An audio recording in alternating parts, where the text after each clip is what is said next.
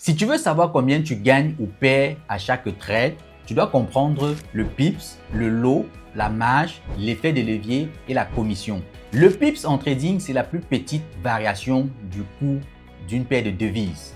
C'est dit que si une paire de devises comme euro, dollar qui a 4 décimales quitte de 1.0000 à 1.0001, on a parcouru un pips.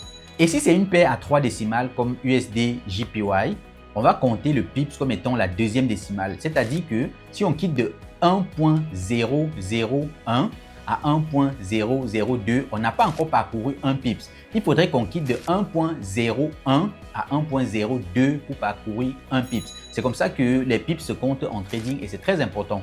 Le lot en trading représente la taille de ta position. En trading, un lot standard représente 100 000 unités de la paire de devises. Et puis maintenant, il y a des sous-unités. Le mini-lot, qui est le lot de 0,1, représente 10 000 unités de la paire de devises. Et le micro-lot, qui est le lot de 0,01, représente 1000 unités de la paire de devises. Tu dois comprendre le fonctionnement du lot pour savoir que quand je clique, je suis en train de m'exposer un peu plus ou alors je suis en train de prendre un risque réduit ou un risque modéré. C'est très important et c'est quelque chose qu'on utilise continuellement parce que tu ne peux pas entrer sur le marché sans utiliser le lot, c'est-à-dire tu ne peux pas entrer sans avoir une taille de position. Le spread, c'est la différence entre le prix d'achat et le prix de vente. C'est la commission indirecte du broker. Le spread, c'est cet écart-là qu'il y a entre le prix de l'offre et le prix de la demande, entre le bid et le ask. Et quand vous exécutez un trade, le plus souvent, vous êtes d'abord négatif jusqu'à ce que ce spread-là soit absorbé avant que votre position commence à vous donner des gains. C'est de cette manière que les brokers sont aussi rémunérés. Le spread est variant selon la paire de devises et selon le broker.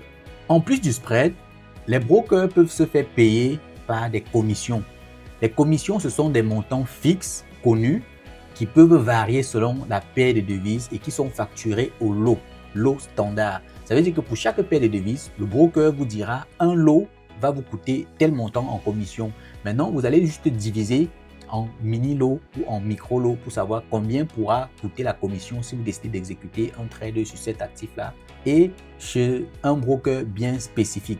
C'est aussi une rémunération qui permet justement au broker de pouvoir fonctionner et de continuer à recevoir vos ordres pour les envoyer sur le marché. Pour ce qui est de la marge en trading, c'est ce que ton broker va bloquer pendant le trade. C'est comme une sorte de couverture que le broker vérifie avant de te laisser exécuter un trade. Vous devez comprendre que la marge et l'effet de levier sont liés. Si tu as par exemple un effet de levier élevé, le broker va te demander beaucoup moins de marge pour